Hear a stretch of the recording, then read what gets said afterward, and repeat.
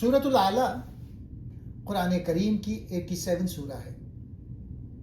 محمد اسد نے اپنی تفسیر دا میسج آف دا قرآن میں اسے تخلیق کے عظیم و شان توازن اور انسانی ارتقاء کی سورہ قرار دیا ہے۔ یہ سورہ نبی کریم کی پسندیدہ صورتوں میں سے ایک تھی۔ اللہ کی تسبیح اور تخلیق کا ارتقاء۔ سورہ کا آغاز اپنے بلند برتر رب کے نام کی تسبیح کرو سے ہوتا ہے۔ محمد اسد کی تشریح، وہ فرماتے ہیں کہ تسبیح کا مطلب صرف تسبیح پڑھنا نہیں، بلکہ اس کائناتی نظام کی عظمت کو تسلیم کرنا ہے جس میں ہر چیز ایک ترتیب سے بن رہی ہے۔ اللہ نے ہر چیز کو تخلیق کیا، اسے توازن دیا، اس کی تقدیر مقرر کی اور پھر اسے اس کے مقصد کی طرف راہ دکھائی۔ محمد اسد کے نزدیک یہ آیت ارتقاء کے اس الہی قانون کی طرف اشارہ کرتی ہے جس کے تحت کائنات کا ذرہ ذرہ اپنے کمال کی طرف گامزن ہے۔ وحی کی حفاظت اور انسانی فطرت۔ محمد اسد لکھتے ہیں کہ اللہ نے وحی کو انسانی شعور کا حصہ بنا دیا ہے۔ ان کا نقطہ یہ ہے کہ سچائی جب ایک بار واضح ہو جائے تو وہ انسانی روح میں راسخ ہو جاتی ہے۔ اللہ انسان کے ظاہر اور اس کے چھپے ہوئے ارادوں سے بخوبی واقف ہے۔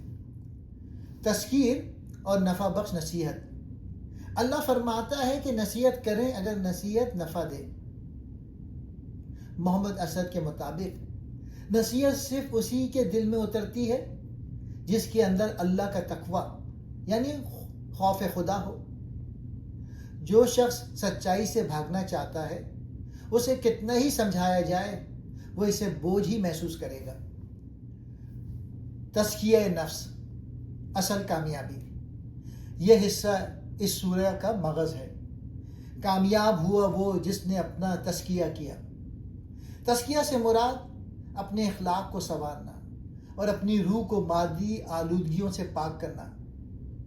وہ اس بات پہ کڑی تنقید کرتے ہیں کہ انسان دنیا کی زندگی کو ترجیح دیتا ہے جبکہ اصل اور دائمی زندگی آخرت کی ہے۔ ابدی سچائی کا تسلسل۔ سورہ کے آخر میں ایک بہت اہم نقطہ بیان کیا گیا ہے کہ یہ پیغام تزکیہ اور آخرت کی فوقیت کوئی نئی بات نہیں ہے۔ وہ کہتے ہیں کہ یہ وہی سچائی ہے جو حضرت ابراہیم اور حضرت موسیٰ کے صحیفوں میں بھی بیان کی گئی تھی۔